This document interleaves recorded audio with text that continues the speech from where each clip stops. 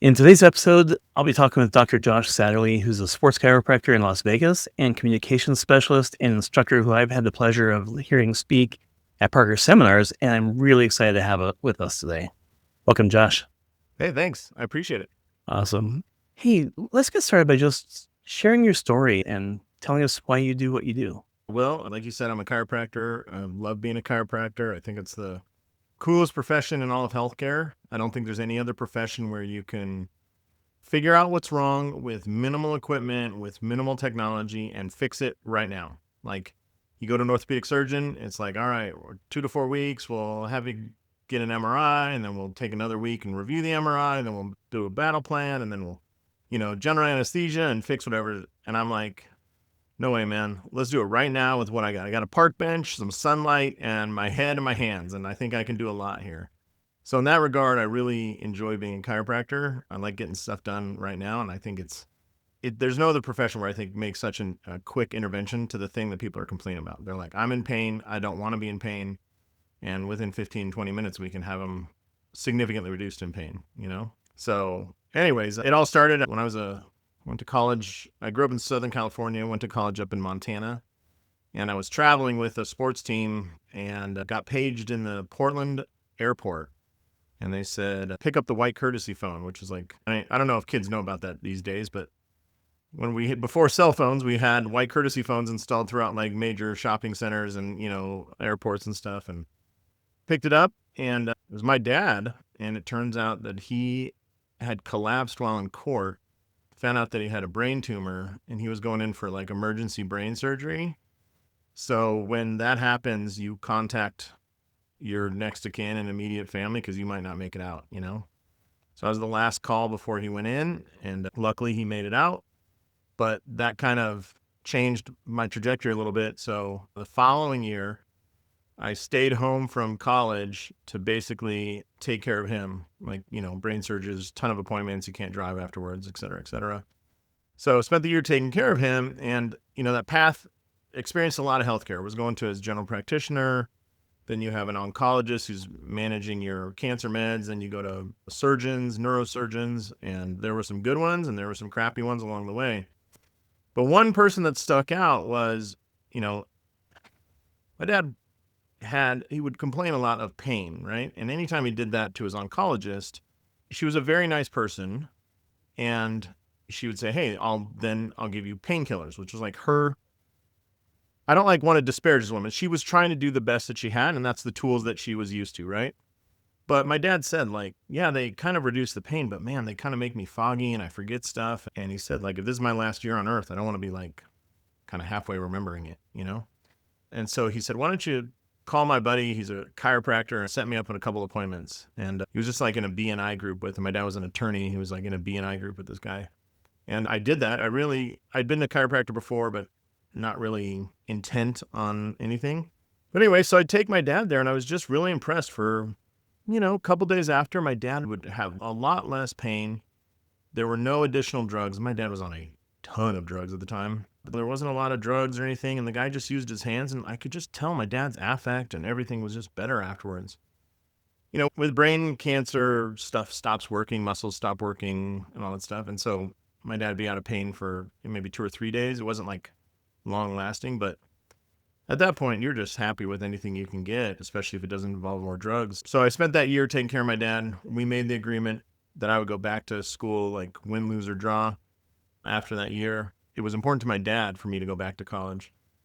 So I went back and kind of pursued biomechanics after that because I was I want to understand the human body. Unfortunately, my dad passed a couple months after I got back to college, but yeah, it stuck with me that, I wanted to do something in healthcare. And actually, when I went back to college, I got involved in the student training room and in the athletic training room. And that was nothing but frustration, man. You want to talk about a group that they had no interventions. It was all reaction. It was oh, you sprained your ankle, I'll tape it or whatever. There was no let's do an assessment. Let's see if we can adjust you. Let's manipulate a joint. Let's mobilize. It was the worst interventions. And I was this is frustrating as hell. So I was even more excited to go to chiropractic college after I finished up in Bozeman, Montana. That's where I was. And then went down to SoCal and I went to LACC, Los Angeles College of Chiropractic. And it was pretty exciting. I think it was also a little heartbreaking. You're all excited about what you're going to do in chiropractic college, and then you get there and you're staring into a microscope and you're doing some tapping a hammer on somebody's tendon. Like, it's not as exciting as the profession is, but I was able to get my license, pass my boards and all that, that's all that chiropractic college is for, right? Is like learn just enough to pass your boards, and then all the good stuff, all the secret squirrel stuff you learn at seminars moving forward. And I did that while I was at LACC, or SCUHS as they call it now, Southern California University of Health Sciences. I met my wife there. She was in the chiropractic program as well, and you've met her. Yep. She's very tall. She's like 6 feet tall, and so 6'1". And so my joke was that I told my mom, I want to marry somebody who's tall, beautiful, with just a crushing amount of student loan debt. So I met my wife in chiropractic college, and we got married. It achieved all three. Checked all the boxes. That's right. And so after that, I graduated in late 2006 with the plan to move to Las Vegas because it was just exploding at the time. And so I did that in early 2007 and been here ever since. Awesome.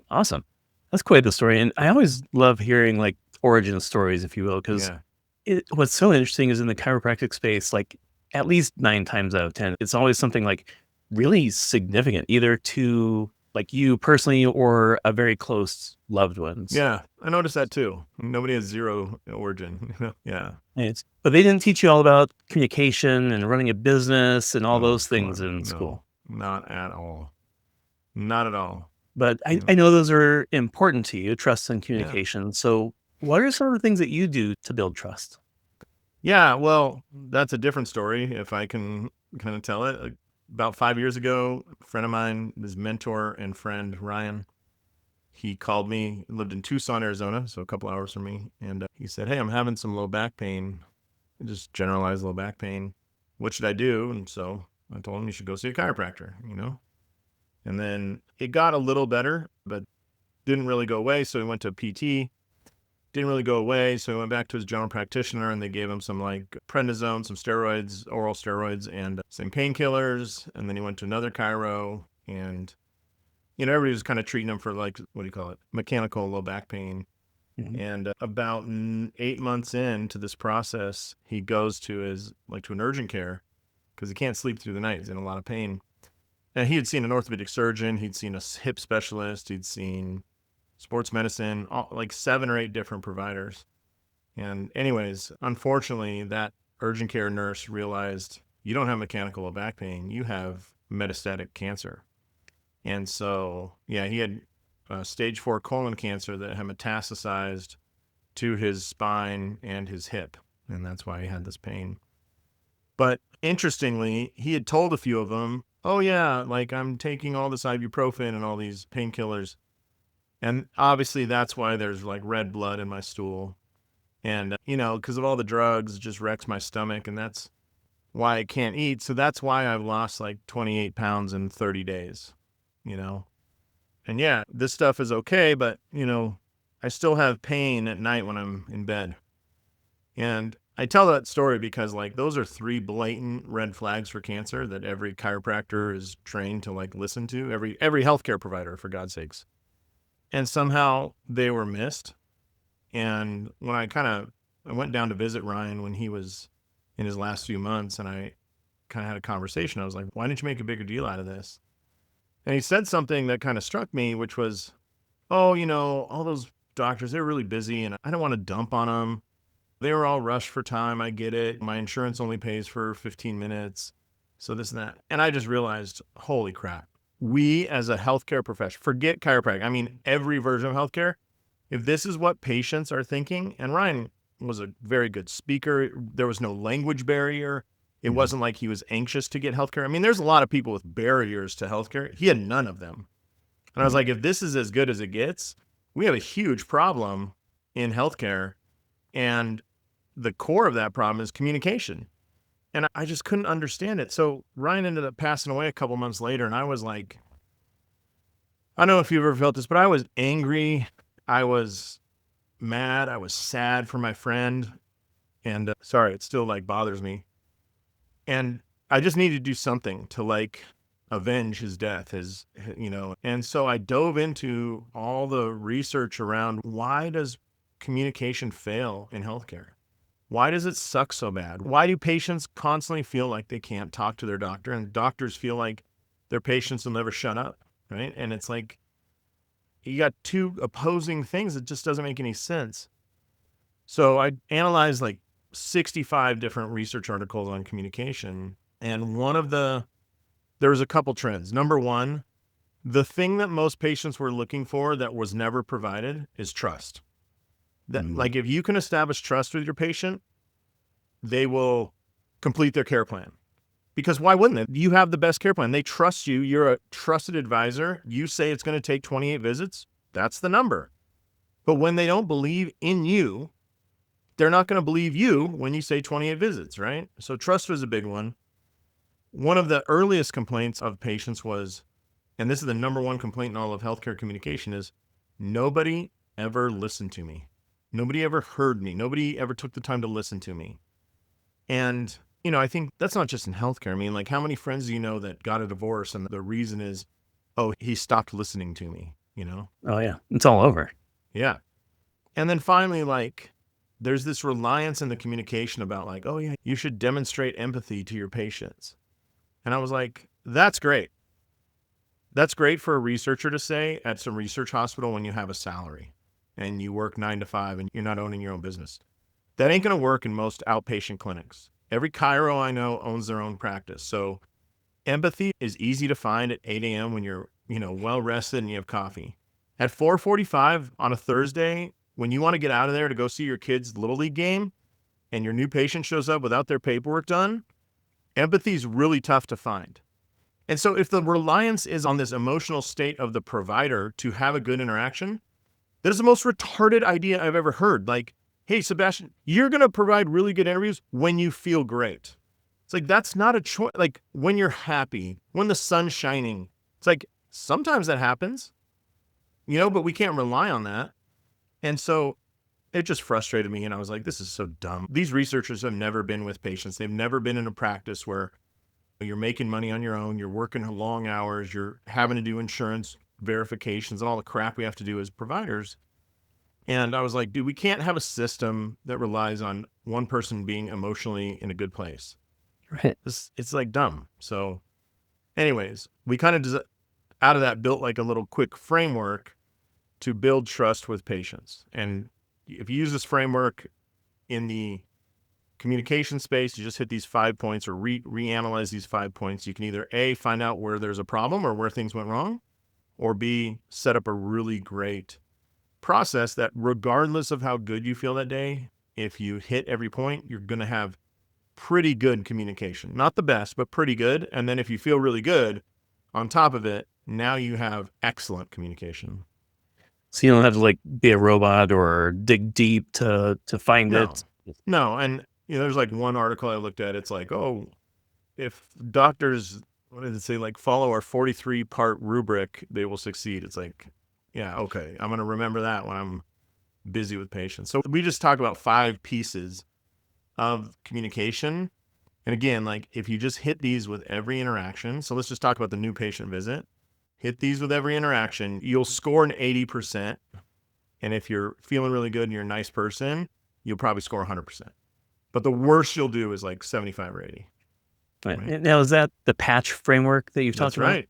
How could you possibly remember that, man? I love listening to you speak. Yeah. So can you share with us a little bit more about that framework? Absolutely. It's great that you remember it. Like, I want it to be easy enough that you can just remember it, because if you can't remember it when you're in with a patient, if you have to reference a manual or something, like, come on, you're just not going to do it. So yeah, it's called the patch framework. And for anybody listening, if you remember the movie Patch Adams or ever heard of that guy, he's the best communicator in healthcare, right? Brought back humanistic elements. So that's who he's named after. And by the way, if you're like, we don't call them patients, we call them clients, then this will just turn into the catch framework, because the first P stands for patient. But so it's the patch framework, P-A-T-C-H. So there's 5 parts. Number 1, the P is being clear on the patient's goals. So not your goals of treatment, but the patient's goals of why they came in. The A is making sure you provide autonomy, giving them a choice at any point. The T is tailoring communication methods. The C stands for communication basics, things like eye contact, shaking hands, tone of voice. And then the H stands for humility or humanize the experience, right? So let me explain each a little bit deeper. Please. So P, patient goals. A lot of times people come in and why do they go to a chiropractor? Oh, I want to get rid of pain, right? Especially low back pain or neck pain. Cool. That's a very surface level thing. And what you want to be clear on is what's actually the goal of why they came in. Like what was so pressurous that they engaged your services? Because people deal with pain all the time. Why didn't they just take ibuprofen? Why didn't they just put it on an ice pack? And it's now at the point where it's holding them back from something. And so if you can find out what that something is and talk about every aspect of care directed at that thing, the patient will believe that they'll trust you more. They'll follow your care plan because you're connecting it back to their goal, not towards just this, nondescript pain. And they'll think that you're interested in them. So like if I find out that you're really into, so I'll use one, I just had a couple months ago. Guy comes in and he's got low back pain. And I said, what's going on here? And he says, oh, it hurts. When does it hurt? Well, it hurts especially after I play pickleball. All right. So I think, oh, the goal is pickleball. But I keep asking and I say, what is it about pickleball? So I asked like, what would you love to be doing if you didn't have the pain? And he said, I want to play pickleball all the time. And so then I asked like, why is that important to you? And he said, well, my wife passed away from breast cancer a couple years ago. And pickleball's like, I was pretty much a hermit. And a friend of mine took me to play pickleball like 6 months ago and I fell in love with it. And so it's the only way I really get out and socialize. And I said, cool, like, what is it about pickleball that's so great? And he's like, well, and he kind of hem-hawed and he's like, it's how I meet people. And I'm hoping to meet, another woman and start dating. So I could clearly see that low back pain was the barrier to him meeting another woman, to ever falling in love, right? So now if I talk about, okay, let's do this to get rid of the low back pain so you can play pickleball, he's all in. He's bought in, right? But if instead you do what I used to do, which is, oh, Mr. Johnson, good news. I've identified the problem and we're going to increase your thoracic rotation by 17%. And then the contralateral ankle dorsiflexion, we're going to get that up 7 more degrees. And that's going to relieve your pain. He's like, dude, I just want to play pickleball, You didn't write that as new patient intake forms. That was his goal. Exactly. He's like, oh, dorsiflexion increase of 7 degrees. Like that was all over. Yeah. But, I think everybody struggles with like getting people to complete their care plans. And the reason is your care plan is often written for you as a doctor. How long will it take you to increase the dorsiflexion 7 degrees? But your patient's not there for dorsiflexion. Although that may be something you want to treat or, the thoracic spine mobility or whatever, what they're there for is their true goal, the thing that they perceive this is limiting them from. So I would just take that and write it at the top of, like your medical alert section in your EHR. Like I use EHR called Jane. Put it up there in the medical alert so it pops every time and go, Mr. Johnson's interested in pickleball, wants to play 3 times a week, right? Cool. If we go on and look at autonomy is offering a choice, and the choice is allowing them to invest, okay? And when I say invest, you might think dollars, but it could just be time. It could be number of visits. It could be where they're willing to do their home exercises if you assign them. And can I play with you? Yeah. Like you're the patient. And I say, all right, let me ask you with your schedule, and I know it's busy. We want to aggressively treat your low back pain early on. Would you rather come in 2 times a week for 6 weeks? Or would you rather come in 3 times a week for 4 weeks? I can do this one. I lived this experience. So my own chiropractor gave me a plan like that, recommendation. Mm-hmm. And so I'm like, I can't do that often. I can come in, once a week, and I'm kind of lucky I can do that. Okay. But So that's once what a week? Yep. Okay. So this is perfect. So I'm allowing you to choose, right? So what you are no longer saying is, no, I'm not coming in, right? You've agreed. And so I say, all right, so if you're going to choose 1 time a week, I want you to know that if we want to make progress on this, 1 time a week comes with your agreement is you'll do homework. a lot of it. So would you rather do 2 or 3 days of homework and 1 visit to my office a week? Or do you want to come in and I do some of that work for you? Well, I would rather you do it for me. Just the way my work is, Yeah. that's honestly all I can pull off. So Okay. whatever, if that's what I gotta do, then Okay. So do you want to come in 1 time a week or you want to come in twice a week so I can do some of the work for you? well, what I want to do is Mhm. probably as often as possible. What I can do is probably once a week. Okay. So right now, you're not choosing what I want you to choose, right? But you are choosing what. So now I have the opportunity because I allowed you to choose that I can say something like, you understand that it's going to take us longer to get rid of this condition, right? I had this exact same conversation. Cool. But what I hope people hear is it's powerful because now there's no expectation you have of me being a miracle worker with once a week or once every other week, right? But when we don't allow choice and we force it on people, they expect us to perform a miracle on this timeline. And nobody can do that. But it's much better if you choose because because here's what I hope. You do it once a week and you go, God dang it, I wanted to get rid of this pain faster. And so you then choose, you know what, I know I said once a week, but I'm going to do 2 or 3 times, right? I just can't deal with this pain anymore. Yeah, and just and probably every person and personality is, obviously different. But if there was that like push, right? Like, no, it's just got to be 3 times a week. It actually would have pushed me out, and I just wouldn't have committed it, or I'd miss and be like, Right. now I don't feel like I'm owning up to what I'm expected, and probably less likely Right. to even come back in. And I would put that in that whole umbrella of trust. It erodes your trust when I force you to play my song and you're like, no, that's not the song I want to play. Yeah, Yeah. So I look at that and I always use this example when we're doing our live training. Like, you look at the difference between like sex and rape is autonomy. If you don't choose it, it becomes a criminal process, right?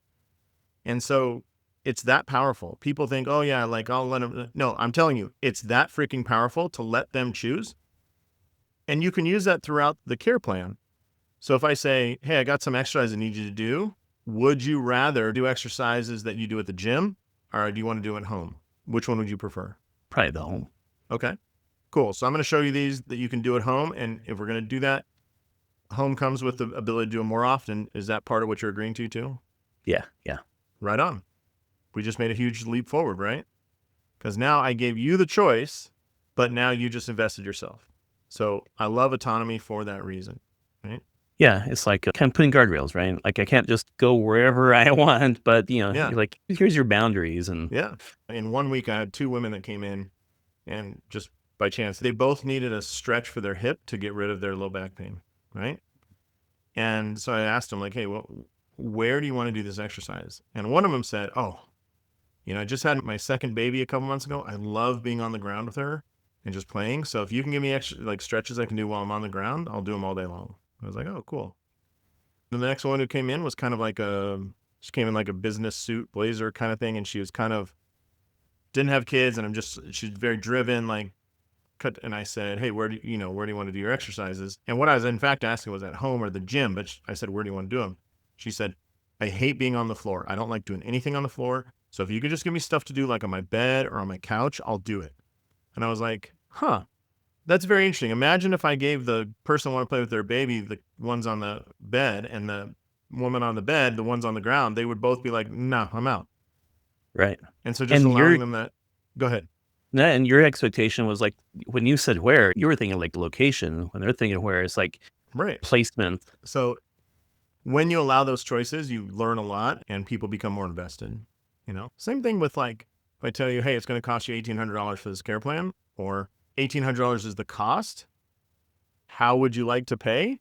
I'm now providing you autonomy, and you can say, I want to pay it off right now, or I'll just use my credit card, or I'll make payments, whatever. But you get to pay. And what does that do to our relationship of trust? Just further enhances it. Yeah. So then we move on to the T, the tailoring communication. And I would just tell people verbal, which is what we do, all of us in our office. We give verbal instructions. That turns out is the worst way to deliver information, especially to somebody who's overwhelmed. And I assure you on the new patient visit, your patient is overwhelmed. As a recipient, I can 100% confirm that. Yeah. And you're young too, right? I mean, imagine your dad or your parents, right? It's even worse then. And who gets most of healthcare is like people in Medicare age, right? So yeah, like, and so tailoring the communication, if somebody's a kinesthetic learner, take them through a few repetitions of it. If somebody's a visual learner, maybe you have a whiteboard in your office and draw it. And that's if we all speak the same language. For whatever reason, out here in Vegas every year, there's a group of the Asian PGA Tour. A few players, like 6 or 8 players, come out here and practice during the winter. They're out here for their winter. And I've treated a bunch of them. I don't speak Mandarin and they don't speak English. So one thing that's worked is I've drawn a bunch of stuff on a whiteboard. I've used joint models, right? Like, and it kind of spans all languages when you do that, right? But tailor it instead of just repeating yourself and repeating yourself and repeating yourself and then being frustrated. Then I'm like, why aren't you listening to me? Because listening sucks. It's hard, you know? So, and I think everybody does this. If a child comes in, if you're trying to talk to a kid in a playground who's crying, like everybody's like naturally gets down on their level, right? You would never stand over them and be like, hey, kid, what's wrong? So that's just tailoring the communication methods. I remember one of the great neurosurgeons I saw when my dad was sick, he would drag a chair like right next to my dad in his hospital bed, and he would speak very quietly and very slowly, and he asked very pointed questions, but only a few of them. And I asked him later, I was like, hey, you take a different approach. He's like, yeah, I beat up your dad's brain.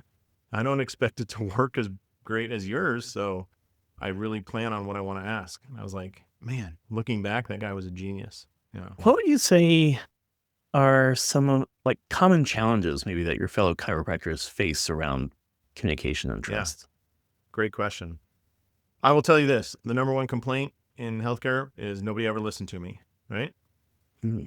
And there's this challenge of, I think that a lot of chiropractors and all healthcare, that if I let my patient talk, they're never going to stop. They're never going to stop. And we're going to be stuck in this new patient visit for 84 hours. And my staff will go home and, go to sleep. They'll come back in the morning and their patient will still be talking, right? But there's a study that we cite, and we have some live training events we do, and we go over this. We call it the 2-minute drill. So if I were to ask you, there's a study that looked at this in general practitioner offices. So the new patient exam, just at your GP, your family doctor, they looked at what they called the spontaneous talking time of patients. So the doctor, while being observed, asks an open-ended question like, how can I help? And then just lets the patient talk. And the patient can talk as long as they want, and the doctor's not going to interrupt them or stop them, right? So they did this with a bunch of patients. How long, on average, do you think patients will talk for before they just stop? So all you can say is, encourage them, nod your head, but you cannot stop them or interrupt them. How long do you think patients will talk for? Well, it might depend on the person, but I mean, you would think for 5, maybe 10 minutes. Yeah. I think you were in my room in Parker, and the number one answer is 10 minutes, 20 minutes. That's usually the guess. Yep. And what the researchers found is it does vary, but on average, it's 92 seconds. It's 92 seconds. It's almost unbelievable. It is. But I'll tell you this, like, I don't know if you have an aunt that repeats herself all the time, or like a mother-in-law or somebody. The reason people often repeat themselves over and over again is that they emotionally never got to share the first part of their story. Somebody or something cut them off. And so what do? They loop back around. And I noticed with my patients, when I would cut them off, they would loop back around and just start from the beginning. And I think they want emotionally to know that they shared the idea and that I picked up on it, right? Right. So what we've been doing, and I think you got to participate in this, is we ask, hey, how can I help? Ask an open-ended question, encourage the person to start talking, and get them all the way to 2 minutes. I mean, to the point where if they stop, you say, what else can you tell me? And they stop again, and you say, keep going. I want to understand this. I have never found anybody, and I've done this at Parker 6 times now. I have never found anybody that wants to go past 2 minutes. I mean, what was your experience? You did it as a patient and as a doctor, right? In the kind of mock, we do it like one-on-one in a large conference room, but what was your experience? Yeah. Well, I mean, you kind of have to start making up stuff past like 90 seconds. Yeah. It's funny. You can see that I'm sure that 92 seconds stuck out as a time marker, right? Like you're out of gas. You're like, I got nothing else. Yeah, it feels about right. But what's interesting is when we look at, I'll use this as a marker. A lot of offices want to have more Google reviews, right? And the Google reviews they want are not just like 5 stars, but like really good written descriptions. Yep. When I look at the reviews of the offices we train in this method, one of the most common statements in there is, he actually listens. She actually takes the time to listen. It's not like everywhere else. They actually will listen to you. And I think that that is like a magnet for new patients, right? Because if you're a new patient out there and you're scared, you're nervous, you don't know if anybody's going to understand you. And I say, I'll give you a choice. Do you want to go to somebody who listens to you or somebody that has all the answers, but you don't get to talk? What would you choose? Yikes. No, I want to be able to communicate. Yeah. And I'll tell you the end of this in the research. The other end of the spectrum is surgeons, especially orthopedic surgeons. They have the answers, but they're really bad at listening. And so, as a other side of this coin, when you're good at it, you get a lot more Google reviews. When you're bad at it, like they are, they get twice as many malpractice claims. Now, you would think, oh, yeah, of course, because they're cutting into people and stuff. Not true. 75% of all their claims are communication based, not where the surgery was performed, not mistakes in the surgery. You could do the right procedure on the right patient at the right time and still get sued because your communication sucked. Wow. So I looked at that and I was like, huh, that's very interesting. And so we as chiropractors can score really high because if we just take 90 seconds to listen to that patient on the very first visit, I'm telling you right now, that will drastically change your patient's perception of you. Well, yeah. And I mean, if you're, noticing that's showing up in their reviews, I mean, like that stands out to them. I mean, they're going to, so Yeah. the office was clean. It's like Yeah. they're saying the stuff that stuck out really and that Right. mattered. Yeah. And I don't know anybody that needs fewer Google reviews, but if they're well written and the person feels like you're a trusted member of their healthcare, community, you're in a good spot. Right. Now, do you do training on getting Google reviews? We do. And yeah, okay. So Google reviews are an interesting thing. Number one, let's just talk about if they're positive, the most common phrases in positives are, they listened to me, they were on time, and the staff was really nice. Okay. If they're negative reviews, the most common statements in negative reviews are, they wasted my time, like made people wait, right? The office was dirty or a mess or not organized. It's not necessarily clean, but like, do you know what I mean by organized? Like things are in their Yeah, place, it's cluttered not and cluttered. Yeah. doesn't feel comfortable. Right. And then the attitude of the staff seems to affect things more on the negative ones. So it's that first impression when they're in the waiting room. And if they're in there too long and Susie at the front desk is kind of bitchy, you're not going to score really well.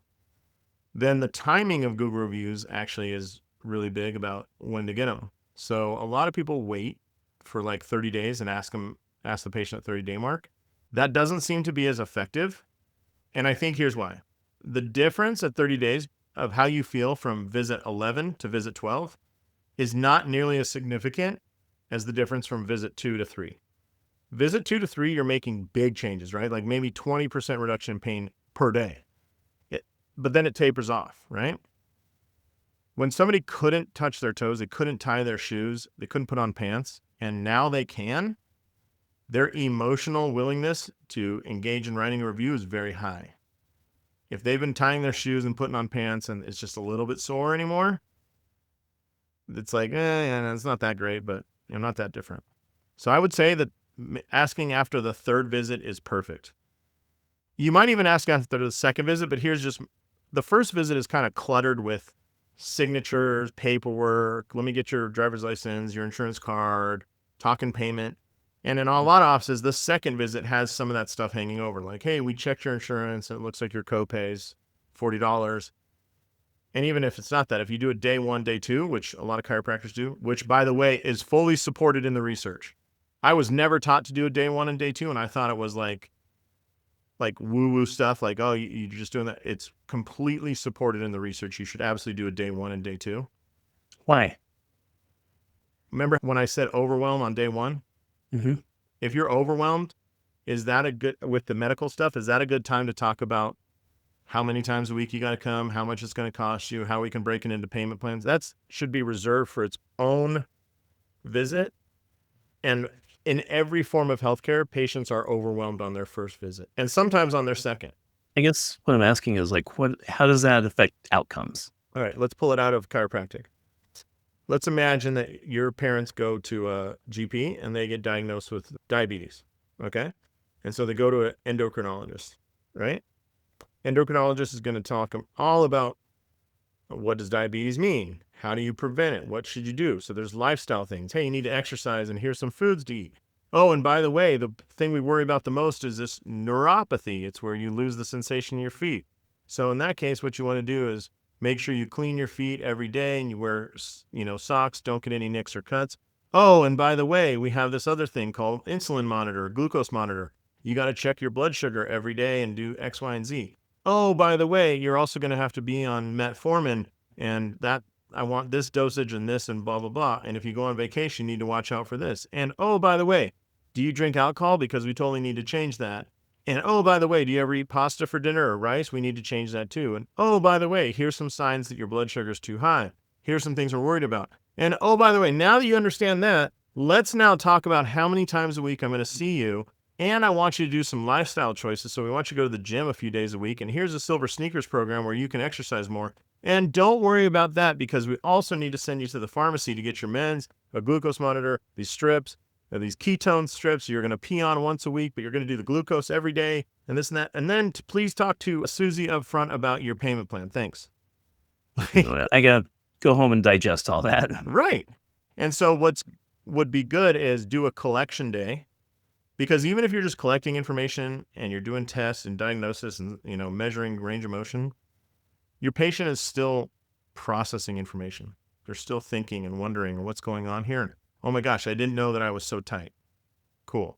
And then you say, hey, Mr. Johnson, we're going to take a day or two to digest all this information, put together a plan. We're going to discuss it with you when you come back.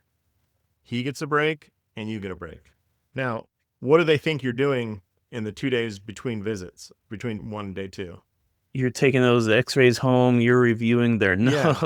Yeah. They picture you with beakers full of green liquid and you're pouring it into this and being like, oh, okay, interesting. And really, you knew from the start what you were going to do. But that's because as a healthcare professional, we have an insane amount of knowledge about healthcare. The person across from you may not have even taken biology in high school, right? Or path. Yeah. And so do you want to dump that all on them for them to process? No. So have them come back day two, make it as simple as possible, draw stuff on a whiteboard, hand them a joint model. And when they're not overwhelmed, they can make a really good decision about how often they can actually show up and how they actually want to pay for the care because they actually want to get out of pain quickly. If they're overwhelmed, or there's a saying in sales, a confused mind never buys. Yep. And that's a lot of how it goes early on with those patients. Makes sense. And I mean, and even there's just decision overwhelm, right? Yeah. So like we've had enough. But I've noticed the same thing. We're with all sorts of chiropractors, and the most common and the most effective, or best results, if you will, I've noticed has been the 2-day process. I was just curious when you said the research supports it, I found that really, really interesting. Yeah. It's funny. It supports it. So there's like 3 different studies I can think of. There's one in diabetes, so it supports it because that looked at when you get diagnosed with something, it's not like the flu. It's not going to go away, right? So this is like a long-term lifestyle disease, as they call it. Number 2, in early cancer diagnosis, the reason they look at it there, it has a lot more like emotional impact to people, right? The threat of death. Diabetes, although you are ill for the rest of your life, there's not a really big concern you're going to die immediately. Cancer seems to bring that out in people. So you can get around that emotional state. It's supported there. I can't think of the third one right now, but just everywhere you look, it's always supported to do a second visit. Right. That makes sense to me. Yeah. So we've been talking about trust a lot, but I'm curious, do you have any tips on what someone might be able to do if, say, the trust gets broken? Oh, great insight. If you break trust, and we're all going to do it, like no matter who it is, we're late, we charge the wrong amount, you charge them cash when they had insurance or whatever, and something happens. Number one, I think it's always good to listen, like listen to why they're so upset and just set the clock to 92 seconds and let them talk for 92 seconds. Because there's nothing worse than when, you have a bad relationship and then the person won't let you explain why you're pissed, right? Yeah. So, but there is in the research, there is a 4-part apology framework that I wanted to share, right? 4-part apology framework. And that's, you're going to screw up at some point. Who knows why? But here's some kind of parts of an apology you want to make sure that you include. And an easy way to remember this is air it out. AIR is the acronym, AERR. 4 parts, AERR. So air it out. The A is acknowledge it. Acknowledge that you screwed up and that obviously you can see, like, hey, I can see what we did here. I can see that we took you back 40 minutes late and your appointment was at 10 o'clock. Okay, I can see that. So acknowledge it. Then E is explain how this situation occurred. So I know your appointment was at 10 and it's now 10:40. I'm very sorry. The 2 patients before you, this is me explaining, the 2 patients before you happen to have complicated cases and we weren't really ready for how complicated they were. In one of them, I needed to order an MRI and she started crying. So I wanted to spend a few minutes with her. I'm not saying that's an excuse for my behavior. All I'm doing is providing information that I wasn't just sitting in the back scrolling Facebook. Right. Right. And then the R, the first R is offer remorse. That's where you say, I'm really sorry. And remorse is, I can see how this affected you. Not, I'm really sorry, I screwed up. It's, I can see this made a huge inconvenience of your morning. I'm very sorry about that. This is totally my fault. Just offer remorse. And then the final R is, they say reparations. Basically, what are you going to do to pay back what you've taken? Now, you got to be careful here because the most common reparation is, this will never happen again, right? That's death, though, because the second time it happens, like if you're late with a patient and you promise this will never happen again, you just slapped them in the face. You just said, oh, you don't matter so much that I did it again, right? So reparations can be, we're going to bring this up and talk about it in our staff meeting about ways we can follow the schedule more, or we're going to reduce the schedule from 8 people an hour down to 7 just to give us a little wiggle room. Whatever way you want to do it, offer something in exchange for their inconvenience. I would hesitate in healthcare to refund money, by the way. I wouldn't do that. But I would, because we're going to give you 10% off this time, or we're going to comp your visit. That's just a sticky situation. But if you can remember that, AERR, and I'll tell you, if you ever want to see how powerful this is, the next time some politician gets involved in some scandal, they never hit all 4. They avoid acknowledging and they never offer remorse. They always say I'm going to spend time with my family and, blah, blah, blah. And it's like, dude, just admit that you screwed up, and they won't admit it. And then say, don't be a sociopath. Say you're sorry. And they never do that. And I'm like, no wonder people think you're heartless, We should be able to verify that tonight, I'm sure, or any night on the nightly news. Yep, that's right. Exactly. Awesome. Hey, so do you mind telling me, how do you see things progressing in the near future for chiropractors around all this? Around trust? Yeah, trust and communication. Do you see any changes in the near future happening? Yeah, that's Or- interesting. My concern is that with AI, people are going to let AI take the place of a staff member and not make sure that AI does a really good job of building a relationship. And I think 5 years from now, authentic human-to-human relationships will be the most expensive thing in the world. That will be oh, do you want a human to check into this hotel? That costs extra money, or whatever it is. I really wonder if that's where it's going to go. And, Chiro is kind of insulated in some ways from AI in the fact of hands-on care is really, really tough to deliver with AI. But I will say this, at Parker in Dallas, so this is last October, there was this guy in the expo with this machine. It was the Robo Bench. Have you ever seen this? No, I haven't seen that. So you lie on your back in this contraption and it has these little things that senses the tension in different segments, and then it tries to do a little manipulation.